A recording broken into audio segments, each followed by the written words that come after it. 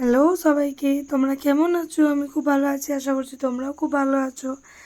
দিনটা ছিল থেবলি আর দাদার অ্যানিভার্সারি। তো দাদা কোনো গিফট কেনেনি ওর জন্য, তারপর আমাকে বললো, তো আমি বুঝতে পারছিলাম না, তো আমরা দুজনে মিলে ওকে নিয়ে চলে যাই গিফট কিনতে। এ দেখো আমি এটা, তো আমরা ওর জন্য এটা নিই।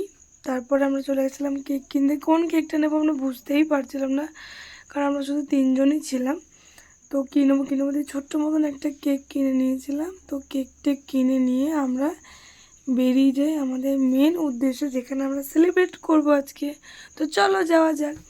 আশা করছি যারা বোলপুরে থাকো তারা চেনো জায়গাটা। এটা হচ্ছে ওই বল্লভপুর যেতে ওই রোডের ওপরে। আমি ধাবাটার নাম মানে রেস্টুরেন্টের নামটা ঠিক ভুলে গেছি।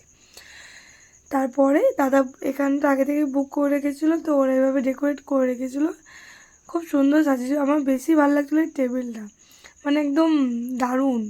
তারপর ওরা কেক কাটিং করে নেয়, আমিও কেক খেয়ে নিই, ওরাও একটু কেক খেয়ে নেয়। তারপর আরও দাদার বন্ধুরা কিছু ছিল, সবাই মিলে আমরা কেক খেয়ে নিয়েছিলাম। তারপর আমি আর দিদি বসে বসে বোর হচ্ছিলাম, কি করব। তারপর আমরা চিকেন পকোড়া অর্ডার করি, আমরা দুজনে মিলে গল্প করতে করতে চিকেন পকোড়াটা খেয়ে নিলাম। তারপরে আমাদের চলে এলো ডিনার, আমরা সবাই মিলে ডিনার করে নিলাম গল্প করতে করতে। দাদা কিছু তো নেওয়া হয়নি ভিডিওতে।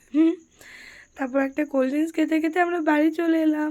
তো এভাবেই কেটে গেল অ্যানিভার্সারি সেলিব্রেশনটা। তারপর আমি একটা আইসক্রিমও খেয়েছিলাম। Bye bye.